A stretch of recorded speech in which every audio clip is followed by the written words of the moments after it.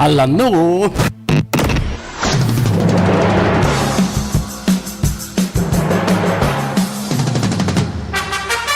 Mga karonda, gusto mo bang maging bahagi ng boses ni Juan? Makiisa, makitrending at maki-issue. Maiinit na balita, political issues and survey at kung anong trending ngayon. Ang boses ni Juan ay hatid sa inyo. Yes, ikaw mismo! Kaya ano pang hinihintay mo? Maging boses ni Juan, dumulog lang sa aming himpilan ang Radio Philippine Network Gensan or tumawag sa contact number 0956047756. RPN Regional AM radio stations nationwide welcomes CNN Philippines, a first on radio. To bring you the latest news you can use, news you can trust.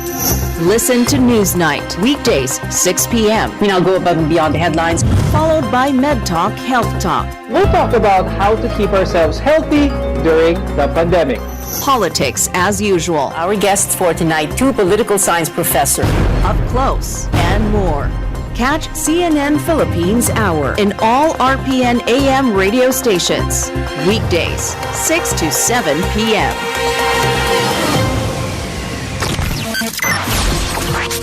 Gikan sa Tuna Capital of the Philippines, General Santos. Nagsibya sa gikusgon ni 5,000 watts. Kini ang sibianan sa RPN. RPN. Radio Philippines Network. Radio Philippines Network. DX 693 kHz. Ang inyong Radyo Ronda sa syudad sa mga kampeon. Live to the world pinaagi sa FB page karon mag-download na pinaagi sa Google Play ug Apple Store, YouTube ug Twitter. Alang sa mas ipakuskan nga mga balita, komentaryo, kasayuran ug kalingawan. DX size 93 ang mas ipakuskan nga inyong Radyo Ronda. This station is now the ultimate power in the universe. This is CNN Philippines.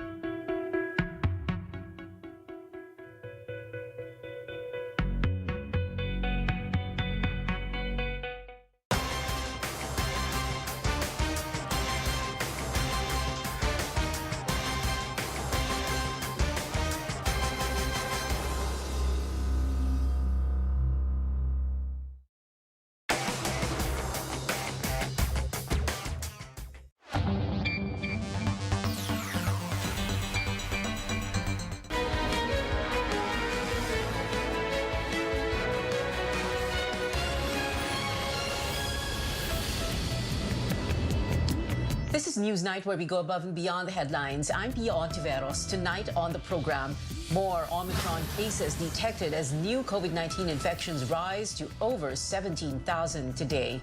The Makati city government shuts down Berjaya Hotel over an alleged breach in quarantine protocols, and COMELEC trims down further the number of aspirants in the upcoming elections.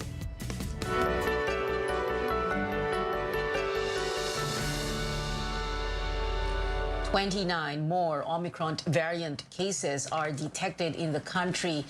The health department says 19 are local infections with addresses in Metro Manila, while 10 involve returning overseas Filipinos. This comes as the daily case count rises to over 17,000. The positivity rate also jumps to a new record high of 36.9%. While active cases are now at more than 56,000. Experts remind the public to continue observing health protocols as they don't see the numbers going down anytime soon. Madadagdagan pa yan, posibleng dumoble pa yan, abutin mga 20,000 plus. Pero ayun nga, kung susundan natin yung South Africa experience at dahil marami na tayong bakunado, may chance na pagdating ng kalagitnaan ng January, doon na natin makikita yung peak at magsisimula ng bumaba. The health department already sees the Omicron possibly spreading in communities, driving the exponential increase in COVID cases. But can antibodies from Omicron infection really be considered a natural vaccine? The story. Omicron is a natural vaccine. It's now going to spread throughout our population, and it's going to find everyone who is vulnerable because of either waning immunity or unvaccinated status. What does Octa Research Fellow and molecular biologist Father Nicanor Austriaco mean by that? He explains to CNN Philippines, based on a preprint study, unlike the other variants, an infection from Omicron could help the body create protection against COVID for the unvaccinated and against all existing variants of concern for the vaccinated. Delta did not protect against beta, while the Omicron variant would protect you for breakthrough infections against all of the other variants as well. But he says this doesn't excuse anyone from protecting themselves from getting COVID or from getting vaccinated. The danger is we do not know if you will survive Omicron. No matter what, we must be vaccinated and boosted and do all that we can to prevent being infected. For Dr. Ronjin Solante, like Delta and other variants, a person infected by Omicron will develop natural protection, but this will not last long. There's no such thing as a lifelong protection. Eventually, your antibody will also wane, even if you are infected. He adds, there's no assurance if it could fight new variants in the future. But what we know is that when you have Omicron, because of this massive infection of Omicron, will create a herd immunity among the population. Dr. Eric Tayag, meanwhile, cautions fellow experts from making confusing statements. He says there's still a lot to learn about Omicron. Baka ma-misinterpret na sige magpahawa-hawa na tayo para mag-end na yung pandemic. Omicron cannot be called a natural vaccine. While most Omicron cases are mild, Tayag claims people could still be hospitalized and die. Di ba meron tayong long-term COVID? E ba't ka magbabaka sakali na? Yes, mild ngayon, pero mamaya may long-term pa rin yun. Hanggat maaari huwag kang magpapahawa o huwag kang manghahawa.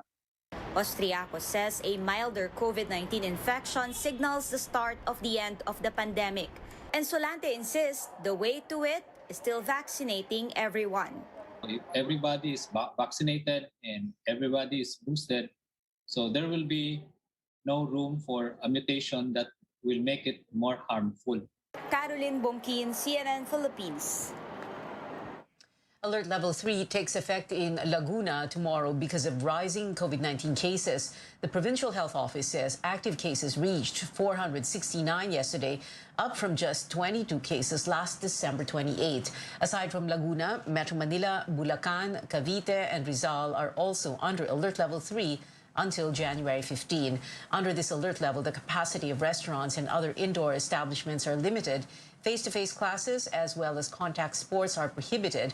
Only those aged 18 to 65 are allowed to leave their homes. Seniors above 65 years old should be fully vaccinated to be able to go out. The Makati city government shuts down Berjaya Hotel over an alleged breach in quarantine protocols. But in a statement, the hotel management questions the closure order, saying it has no legal basis. Berjaya says the tourism department's suspension order is not yet final and that they're given 15 days to appeal the decision. It adds there is no law penalizing a hotel for not reporting a guest who skips quarantine and that due process must be observed. Meanwhile, authorities assure the public that there are enough policemen to guard and monitor compliance of quarantine hotels to health protocols. Stanley Gahete filed this report. The Philippine National Police is ready to deploy additional personnel this week, if necessary, in response to President Rodrigo Duterte's order to increase police presence and visibility. This is to prevent incidents of individuals keeping mandatory isolation in quarantine hotels and facilities. In an interview, PNP Chief General Leonardo Carlos says 1,632 police officers have been deployed to different accredited quarantine facilities to make random inspection prior to President's order. Hindi tayo magkukulang kasi this is not the peak of our fight against COVID. We still have our reserve RSSF, yung reserve standby force. So if kailangan na magbawas kami ng personnel to be in the admin work, we can do that and deploy them. Carlos says 2 police officers are assigned to guard every 12 hours with at least 4 officers per facility. Currently, there are 408 accredited hotels and quarantine facilities in Metro Manila and selected areas in different regions. About 9,000 individuals are currently being monitored to ensure that all of them will comply to quarantine rules and health protocols. During the admission, so meron po silang pinipilapan na admission form. Doon po nakasaad yung mga rules and regulation ng quarantine facility. Yung monitoring po natin, meron tayong umaga, tanghali at gabi. People also agree beefing up police presence to help contain the spread of COVID-19.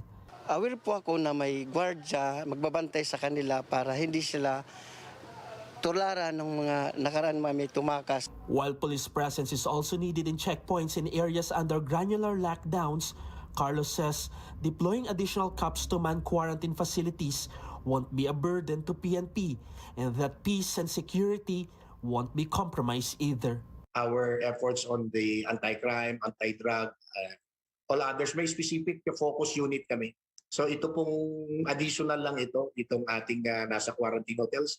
The PNP chief also suggests designating a common help desk per quarantine facility to easily monitor the move of all guests. For him, this is not just a PNP task, but a holistic approach where everyone should participate to help fight the surging COVID cases.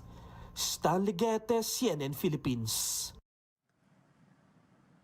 Police also remind travelers going to Metro Manila and Bulacan to always bring their vaccination cards. Kung kayo magtaka, if our police personnel will ask for your vaccine cards as a requirement upon entry sa mga LGU tulad ng Bulacan and other Metro Manila area. Alinsunod po ito sa pinapatupad na mandato sa kanilang mga lugar to limit the movement of people, especially sa LGUs placed under Alert Level 3. In behalf of our Chief PNP, humingi po kami ng pangunawa sa mga motorista kung sakaling hindi kayo papasukin sa mga border checkpoint in the absence of the vaccination card. Ganun po talaga ang instruction sa mga personnel natin. This is for the good of the general public. Security Group Commander Randolph Cabangbang says 15 personnel tested positive for the coronavirus. All are fully vaccinated and asymptomatic. Cabangbang adds the 76-year-old chief executive was not exposed to these cases. Malacanang earlier said protocols are in place to protect the president. Meanwhile, another cabinet member undergoes quarantine after exposure to someone with the coronavirus. Tourism Secretary Berna Romulo Puyat says she has received her booster shot and will work from home until she gets medical clearance on the 10th day after contact. Health Secretary Francisco Duque, Defense Secretary Delfin Lorenzana, and vaccine czar Carlito Galvez are also under quarantine after exposure to COVID-positive staff and household members. A lawmaker wants households to receive a one-time 15,000 peso cash assistance from the government if they are fully vaccinated against COVID-19. Quezon City Representative Alfred Vargas filed the Ayuda sa Bakuna Act, seeking to encourage vaccination and help reach herd immunity. The proposed financial aid will come from the Social Welfare Department in addition to its other assistance programs. Vargas expects the measure to reach deliberations when sessions resume this month.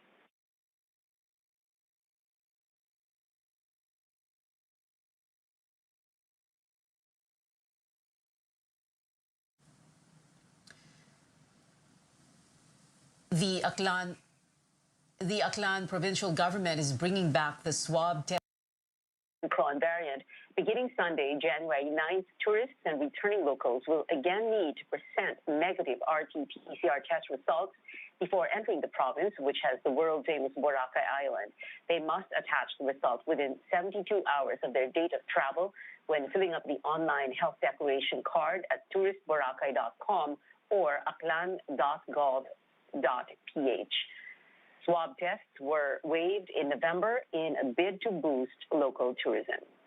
Coming up on Newsnight, presidential aspirants now down to 11 in the full body's latest list of 2022 hopefuls. And some survivors of Typhoon Odette still homeless and in the dark 3 weeks after its onslaught. More on recovery efforts when we return. Stay tuned.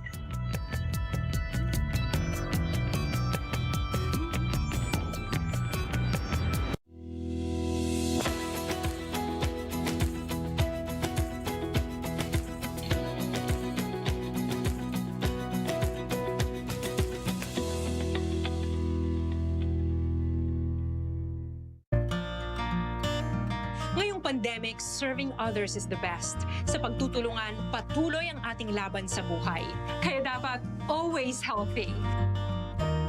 With proper diet, exercise, and MX3 coffee mix to ignite my day. Hi guys! Lagi akong focused, active, at MX Your Ordinary. Because the most important things in life deserve nothing less. MX3 coffee mix, my choice.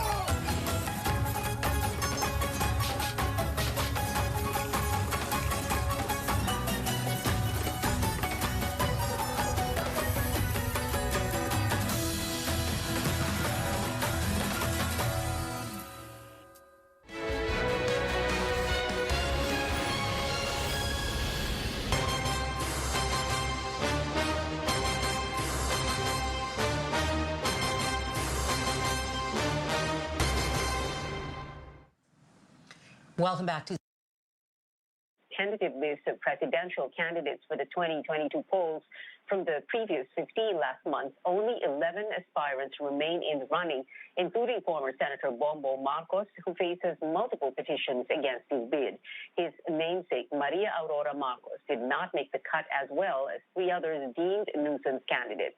Other names still in the lineup are former Malacanang spokesman Ernie Abella, former Defense Secretary Norberto Gonzales, Dr. Jose Montemayor, as well as Vice President Leni Robredo, Manila Mayor Isko Moreno, Senators Ping Lacson and Manny Pacquiao, and Labor leader Yodi de Guzman.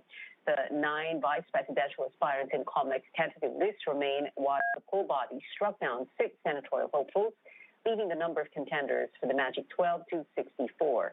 The full body is expected to release the final list of all 2022 candidates tomorrow. The camp of Bongbong Marcos commends the COMEX for declaring the presidential aspirants' namesakes as nuisance candidates. Apart from Maria Aurora Marcos, the full body also struck down the candidacy of Tiburcio Marcos.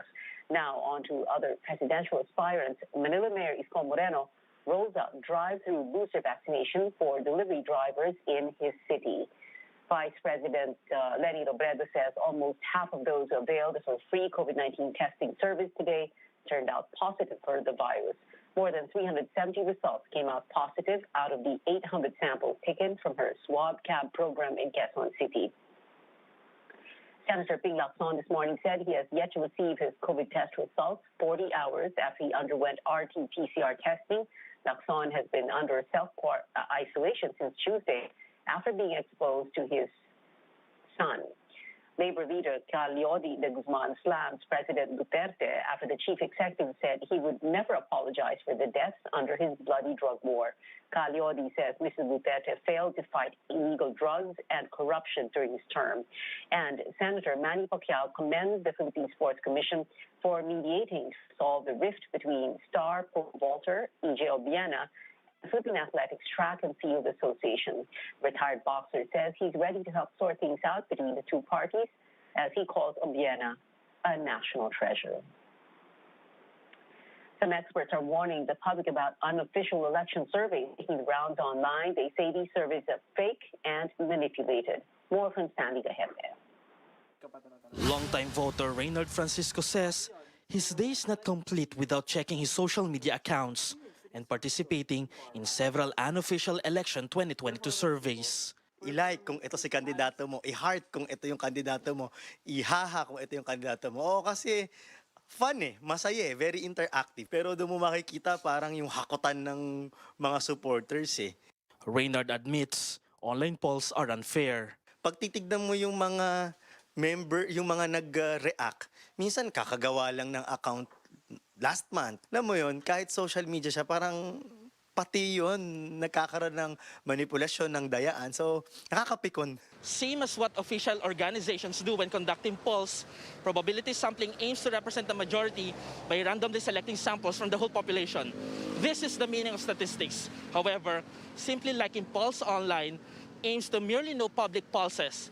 That is, if all participants are real account owners. Statistician Jose Ramon Albert says, unofficial and false polls online could distort facts, especially when participants are those with fake accounts. Such online surveys do not contribute to intelligent awareness of people on elections and social issues.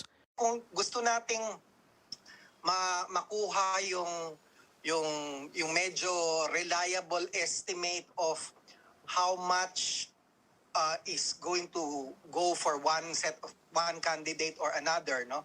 Kailangan medyo pag-iisipan mo yung design at yung implementation ng survey. Ang problema mo sa mga internet survey, yung mga Facebook, minsan kung ano ng mga pages, is that they will be only representing the people who actually gave their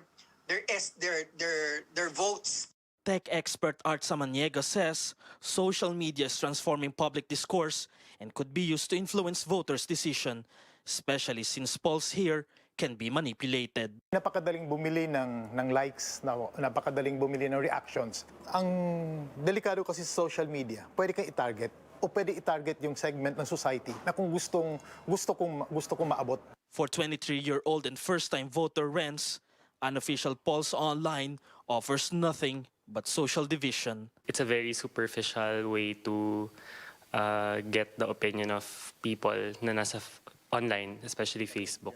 Definitely not. Lalo ngayon na uso yung trolls online and madaming fake accounts. Experts discourage the public to participate on false polls available online. Kung ano yung paniniwala mo, yun lang yung makikita at maririnig mo, no?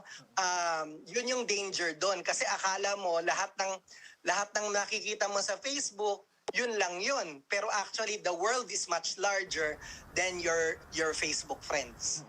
Stanley Guedes, CNN Philippines. Victims of Typhoon Odette are still on the long road to recovery from the massive devastation that struck them 3 weeks ago. Until now, there is still insufficient electricity supply in provinces like Bohol. And when you don't have power, you also don't have water because the water refilling stations are not working. In the island of Siargao in Surigao del Norte, many residents are still in evacuation centers.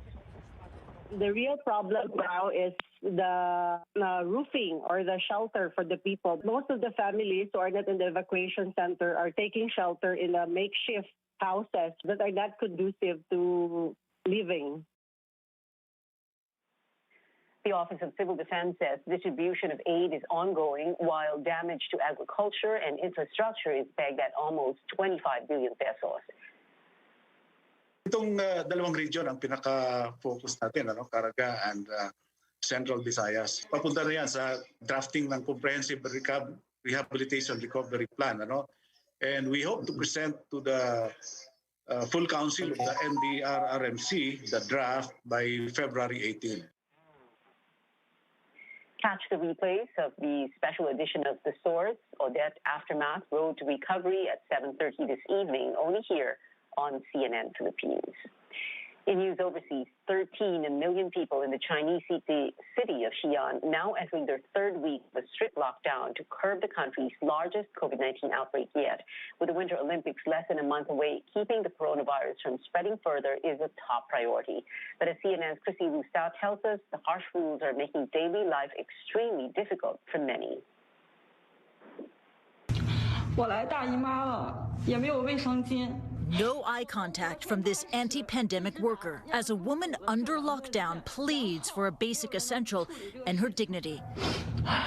Through tears, she says, "My period came yesterday. I called the hotline, the police, CDC, but no one responded."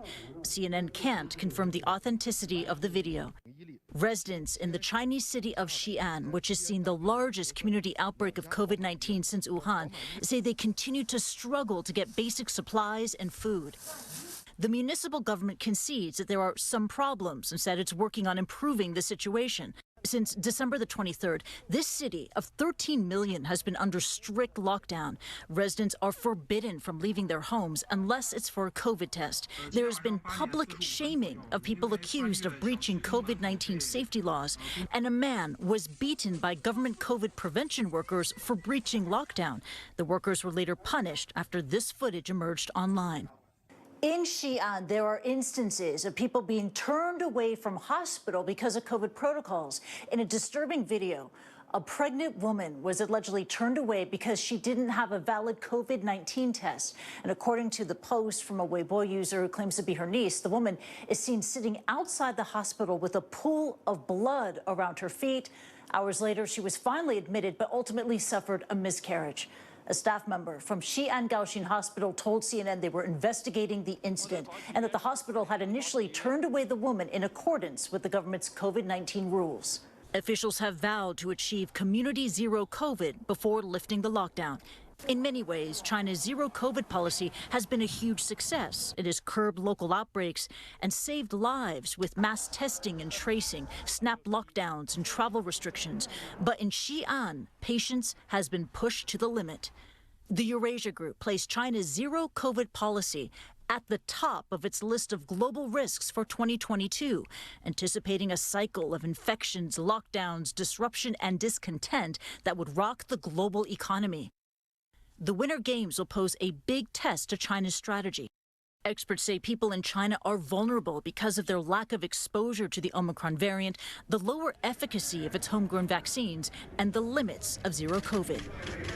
Even in China, will there ever be any zero COVID? I don't think so. Actually, to live with COVID is actually the direction to go. In Xi'an, the number of new cases is decreasing, but desperation is growing as the lockdown enters a third week. Christy Lu Stout, CNN, Hong Kong. When we come back on Newsnight, we're going to have to wait a little bit longer for basketball games, with the PBA suspending them indefinitely.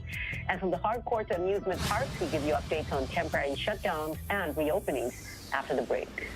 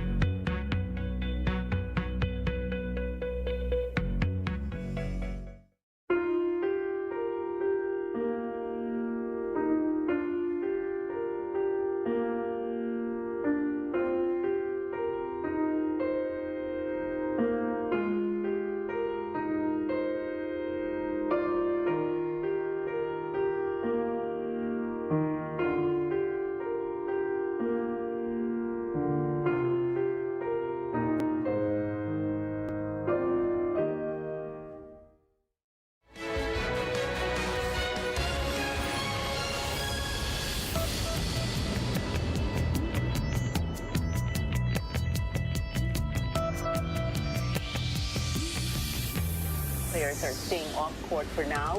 Basketball players are staying off court for now, with the PBA postponing games indefinitely. The league says it does not want to endanger the lives of those in the community amid the rise in COVID-19 cases. All scrimmages are also suspended, even if team practices are permitted for areas under Alert Level 2. And on the tennis court, 9-time Australian Open champion Novak Djokovic may not be able to defend his title after Australia canceled his visa. The Serbian athlete, who is not vaccinated, traveled to the country after receiving a medical exemption from the competition's COVID-19 vaccination rules, a decision that provoked backlash among locals. The Australian Open is set to begin January 17th. Well, here's one for thrill seekers. If you've missed going to amusement parks, Star City is set to reopen next Friday. The Pasay City venue closed back in October 2019 following an hours-long fire that damaged attractions in the park. The amusement park will again be open from 2 to 10 p.m. every day with the so-called Star Passes available online at 400 pesos each. But while one door has opened, another is closed. The Enchanted Kingdom in Laguna is temporarily shutting down because of the COVID-19 surge, at least until January 16. Management says this is for the safety of guests and staff. Music's biggest night is postponed yet again because of the surge in COVID-19 cases. The 64th Grammy Awards was originally scheduled for January 31st in Los Angeles.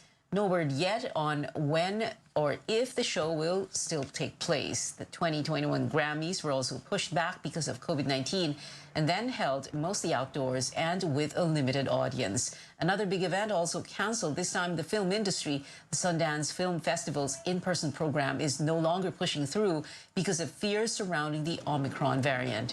Organizers moved the entire event online from the initial hybrid setup of virtual and face-to-face.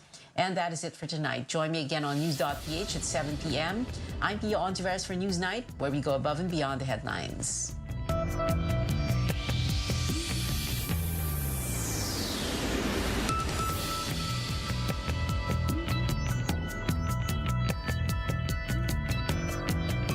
The year has just begun, but the Commission on Elections' hands are already full amid new developments 4 months before the 2022 elections.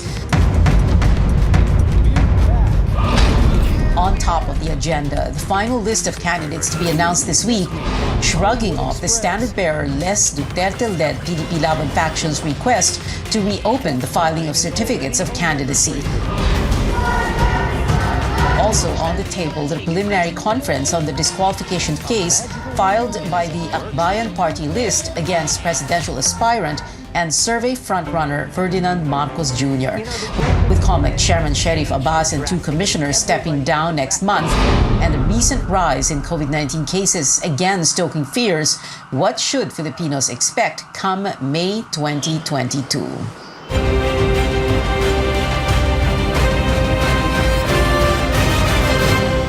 Good evening, I'm Pia Ontiveros. Welcome to your weekly political appointment fix, politics as usual. We apologize for coming in a little bit late. We've had a little bit of technical difficulty, but anyway, our first guest tonight, Commission on Elections spokesperson James Jimenez. Good evening, I was about to say Commissioner, Spokesman Jimenez. Let's begin with this.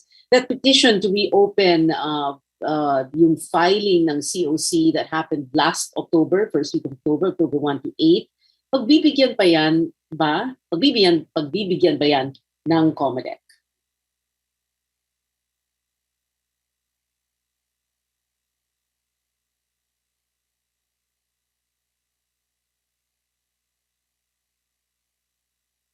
Sorry about that. Good evening, Pia, again. Medyo unlikely na mapagbigyan yan, ano? Kasi masyadong maraming konsekwensya yung pagpapa-reopen ng ating filing ng COC. Remember, just apart from the fact na ang haba-haba na ng binigay na period for filing COCs, kung uulitin mo yan ngayon, hindi naman isang partido lang ang magte-take advantage niyan eh. Lahat. So basically, yung buong October 1 to 8, parang inulit mo na rin. Which also means lahat ng screening na ginawa natin from October 8 up to this point, parang baliwala. Kasi magkakaroon ka ng panibagong mga aplikante, bagong filing eh. So, ang daming epekto niyan, no? Down the road. Sabi nga nung mismong petition, humihingi din sila ng postponement ng filing ng balota. And that would probably be a logical conclusion of that. So, makikita mo kung gaano karami ang gagalaw na mga activities ng COMELEC dahil dyan. And of course, that will push back the schedule of the polls itself, which is the object or the target of this motion to postpone until 2025. Is that something that the COMELEC will even consider? Pag-uusapan pa rin ba yun sa isang NPAC session? In other words, are you going to devote time and energy to that, to considering that petition? Well, of course, it will have to be discussed. It will have to be discussed. But again, as I said, my reading of the commission is that this is unlikely to pass. All right. Itong final list of candidates, no, this is going to come out when? January 7 ba? January 7 ang target po natin, and we're still on track for that. All right. And the final list of party list candidates already out, and final na yun, wala nang babaguhin dyan kahit ano pang sabihin ng iba pang party list groups. Unfortunately, wala na po. Yan na po yung ating nilabas na listahan at yan na po ang susundin natin. Okay. This petition to disqualify former Senator Bongbong Marcos, there are spokesperson James Jimenez, a total of 6 cases filed against Senator Bongbong, but the second one, filed by Tiburcio, a so-called Tiburcio Marcos, was already cancelled or was already dismissed, correct? It has already been denied. Denied. Dismissed na po yan. So, okay. Marami na rin na-dismiss. 2-3 na ata ang na-dismiss. Yung Alright. Lihay-Lihay, and then itong kay Tiburcio. All right. And of course, everyone is looking, like you were saying right before the show, the entire COMELEC preparing for the January 7 preliminary conference on the Akbayan DQ case against BBM. This is interesting. No? This is the first time na mala-live stream ang isang COMELEC deliberation. Is that right? And why? First time po ito, at sa tingin ko sa pananaw ng division, mas makakabuti sa proseso kung marami makakita kung ano yung mga pag-uusapan. No? The division wants to have maximum transparency in this particular case so that the people will not be left questioning what happened. So magkakaroon tayo ng live stream, again, as you said, for the first time.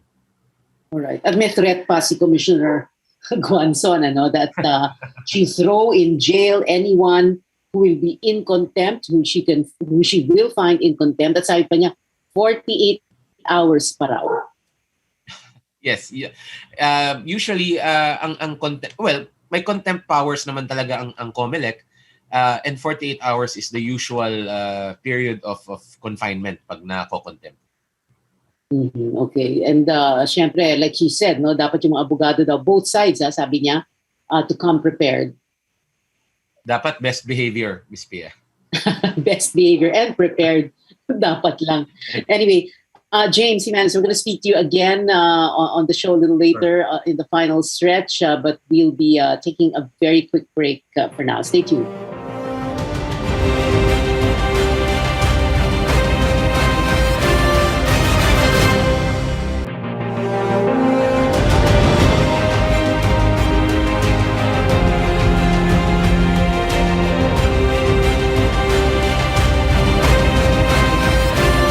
This is Politics as Usual. The tandem of Senator Ping Lacson and Senator Tito Soto say the Senate can elect a new leader who will serve as acting president if the 2022 elections will be postponed.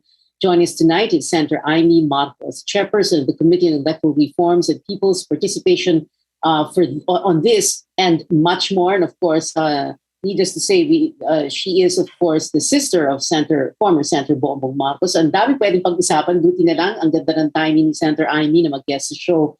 So, Senator Amy, let's begin with this, no? Dahil ang pinag-usapan kanina with James Jimenez ay mga kaso na against sa kapatid mo. So, let's talk about that first. There are, 6 cases, 1 down, 5 to go. In the long run, what do you think really is going to happen to all these cases against you? Yes, of course, I've been working with the COMELEC very closely since I became a senator and the chairman of the electoral reform. So firstly, let me say that I trust in the COMELEC's fairness, and I am certain that the rule of law will prevail at the end of all that. On the other hand, let me also say that I think it is most important that we allow the will of the people to be heard. Sundan natin ang kagustuhan ng taong bayan sapagkat itong mga sinasabi nga nila, mga kaso, mga technical obstacles that are being put in the way may eventually result in an assault on the credibility of the electoral process. That would be the worst thing that could possibly happen, resulting in instability in already very anxious times. Mm-hmm. So you are, Senator Amy, if I'm not mistaken, you are for the holding of the May 9, 2022 elections and no postponement, no moving of the election calendar whatsoever. Yes, as President Duterte has said repeatedly, the elections on May 9 will proceed in accordance with law and with the Constitution. And I think it must be so. Certainly, any effort to derail that schedule, which the COMELEC cannot even postpone, not even a new law can change that because it is written very clearly in our Constitution. Anything that endangers that will be in violation of the Constitution. Nabubuhay tuloy ang kung ano-anong chismis at haka-haka na may isisingit daw ng mga bagong kandidato. Bakit hindi naman linagay noon pa? There was such a long period, as Mr. Jimenez has stated. Why wasn't it filed at that point during the timely period? At nabubuhay tuloy ang nakakatakot na multo ng Noel or no election na ayaw natin na mangyari. Higit sa lahat, many of those on the administration side have said to me, hindi ba marami naman ang administration candidate. We are one political family, even if there are many candidates today. And like every family, there are grudges, there are hurts, there are roiling resentments even. But instead of dragging them to COMELEC and the courts and confusing people, why is it that we just do not talk about it like a family around the kitchen table? It is a family, after all, that surrounds the president, and there are no sins that cannot be forgiven in this kind of political family. Siguro, as the Pope said in his Christmas message, it is time for dialogue, for transparency, for openness, and a generous heart. No sins that cannot be forgiven. What exactly are you referring to, Senator Amy? I'm sorry, I didn't hear that. Oh, you said no sins that cannot be forgiven. What exactly are you referring to? Well, marami kasing nagsasabi na iba-ibang paksyon na nagkasakitan na, nagkasalitaan na ng masakit, may mga maanghang na salita na nabitawan. Wala namang problema yun, di ba? Tiisan tayong lahat. At the end of the day, we all fully support the president, his agenda, and the continuance of his exemplary projects and programs.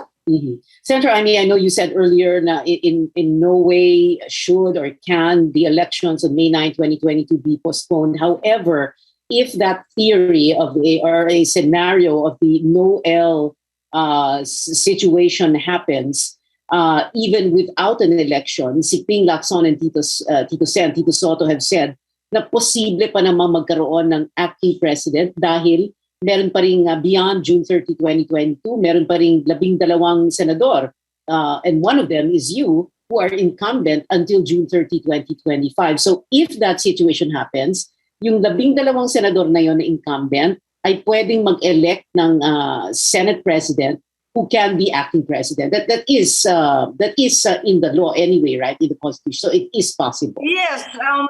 Theoretically, what would occur then is that succession law or the laws on who will succeed the president in the event of a vacuum will take place. And hindi na election law, kundi succession ang magte-take over dahil hindi nagkaroon ng election. This is something that we really do not want to happen, but Yes. theoretically, indeed, this could occur. And any of the senators who are able to sit until 2025 could possibly be elected as Senate President. Pero sana hindi ito mangyari. Alam na natin na napakahirap ng panahon. Meron pang Omicron ulit, na COVID na tayo, pagkatapos tinamaan pa ng Odette at sari-saring mga pinsala.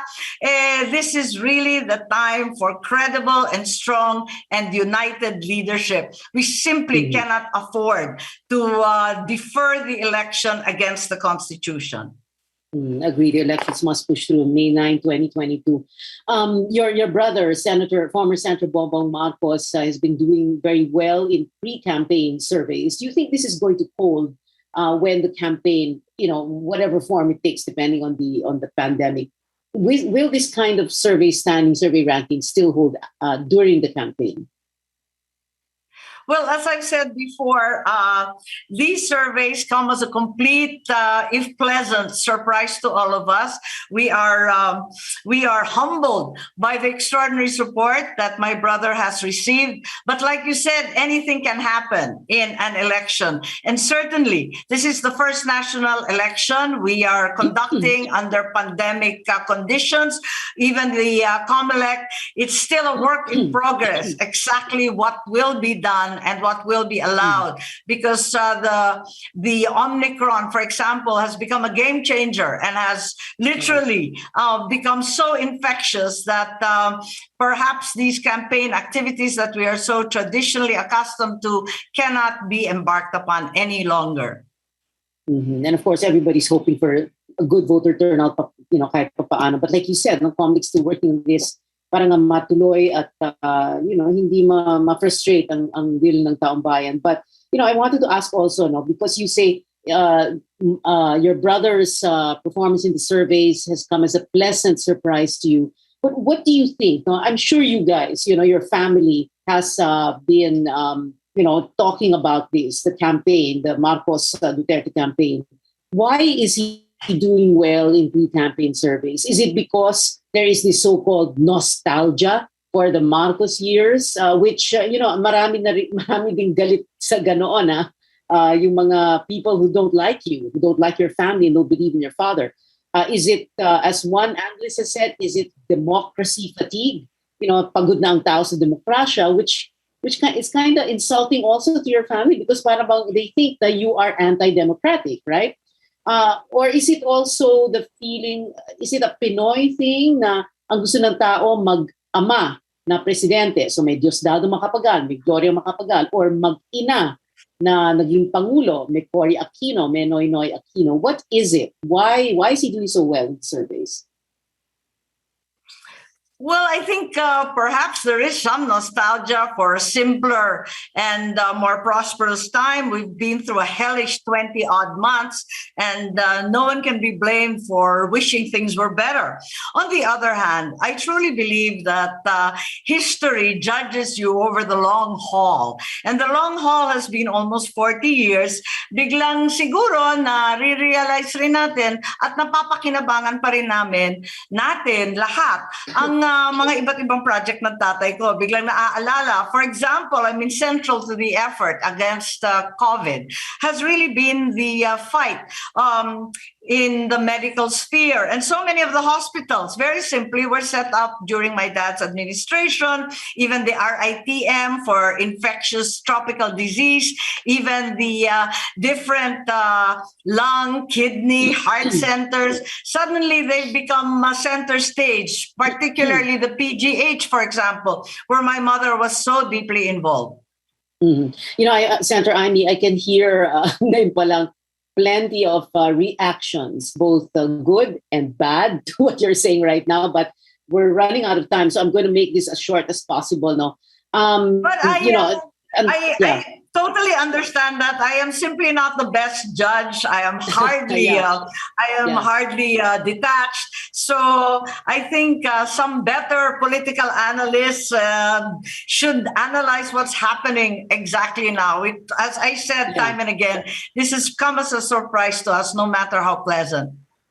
Okay. Another surprise, of course, political surprise, is that, syempre, people are saying talagang namamayagpag ang mga Marcos because your son Matthew running for re-election as governor of Ilocos Norte, Sandro Marcos, Bongbong's son, running for congressman, and both running against A. Fariñas, no? So Matthew being challenged by Manong Rudy Fariñas, Sandro running against Ria Fariñas, and then you're practically knocking at the gates of Malacanang. Was there this, and very quickly, I know we don't have time. Was there this conscious effort by your family, because a lot of people claim this is what you did, no, to rebrand yourself so that you would be, that you could get back into Philippine society, into Philippine politics? Meron bang ganon, nag-rebranding kayo or something?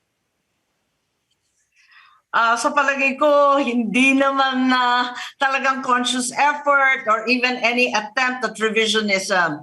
I think all along, my brother and I have been working very quietly, very steadily at the different posts that we have held, whether as senator in his case, in my case, as governor, as congressman. We've just been plugging along, and perhaps the time has come because it's been over 30 years, and perhaps we have more perspective, more distance, and the points of view have changed. I think it's also been a question of our failure to tell our side of the story, not because we know better or that we want to pick a fight, but simply because the media has been so difficult in the past. We never really spoke up, and I think it's our duty to at least talk about the things that happened as we personally saw them, as we experienced them. This has been our failure, and certainly we should also tell our side of the story so that the new generations will hear a well-rounded version of history. I can hear the reaction on social media right now. But anyway, Senator Amy Marcos, thank you so much for joining us tonight. Hope to see you again and your brother on the show very soon. Salamat. Thank you for being with us. Yes, more about thank the you very latest much. in 2022 when we return. This is Politics as Usual.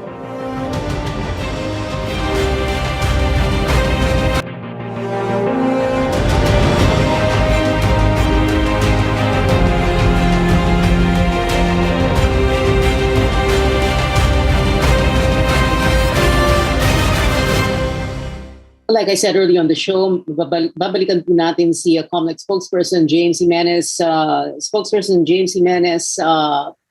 Chairman Sharif Abbas, Commissioner Rowena Guanzon, and Antonio Co are stepping down very soon. Meron na po ba tayong idea, no? Sino ba yung papalit? Or kung walang mga pangalan, if you don't want to share that with us, ano yung mga kailangan ng COMELEC? Abogado ba? IT expert ba? Manager? Someone who can, run things on the ground? Well, sa ngayon, wala naman tayong idea kung sinong ipapalit ng Pangulo, no? And it's always been that way. The President really doesn't tell the COMELEC kung sinong gusto nilang gawin. I suppose at some point they will probably consult with the sitting commissioners, but again, all of that ultimately nasa prerogative ng Pangulo kung sinong i-appoint niya. Kung ano ang kailangan ng komisyon, well, that's a very good question. Marami nagsasabi, kailangan namin ng mga taong merong skills sa management at siguro sa pag-organize ng mga malawakang paggalaw ng mga tao at equipment at pag-oorganisa ng isang halalan, because a lot of people don't get it, but elections are actually a massive logistical exercise. You're making sure that all of the ballots are getting to the proper places and so on. So maganda kung merong ganyang klaseng abilidad yung ating Of course, the spokesperson James Jimenez, ang daming questions about what the final ballot phase will look like. It depends on who's on the final list of candidates, computerization, campaign guidelines, voting day. But given the way this pandemic has taken a very surprising turn with the Omicron variant, Is it possible that we will have more voting via email or virtual voting, or anong mga possible na pwede mangyari para meron pa rin tayong mataas na voter turnout? Well, sa tingin ko malabo na magkaroon pa tayo ng alternative means of voting. No? I think the ship has sailed for that. Maganda sana kung nagawa yan dati, pero again, hindi nga nagawa ng batas. So, we're going to stick with the in-person voting pa rin. Okay, pero and then extended voting hours, but you will not consider voting over like 2 to 3 days? No, we're not looking at multiple days for voting. In fact, voting hours are expected to be around 12 hours, no, from 6 to 6. In some cases, probably around 6 to 7 pa nga, 6 to 7 in the evening. So we will continue with the voting process indefinitely hanggang sa may tao, but we are not planning on holding 2 or 3 days of elections. So ang kailangan na lang gawin ng tao ay ng mga botante to make sure na hawak na nila ang mga voter ID, halimbawa voter documents, pag-isipan kung sino iboboto, and to check kung ano yung mga precinct number nila. Yes, and kailangan dumating sila sa polling place by around 5:45. Yan na yung latest. Kasi pag wala ka ng around 5:45, baka hindi ka na mailista eh. And kung hindi ka mailista, hindi ka makakaboto all the way to the end. Spokesperson, I was about to call you Commissioner. James Jimenez, spokesman for the Commission on Elections. Thank you very much for joining us at the start and at the end of the show. Thank you very much. Stay safe. We've been told before, don't talk politics at the dinner table or in a family reunion or in Viber groups and risk digital and other kinds of warfare. But we can talk about it here on this show, your weekly political appointment fix, politics as usual. I'm Pia Ontiveros. See you back here next Tuesday, 8:30 p.m.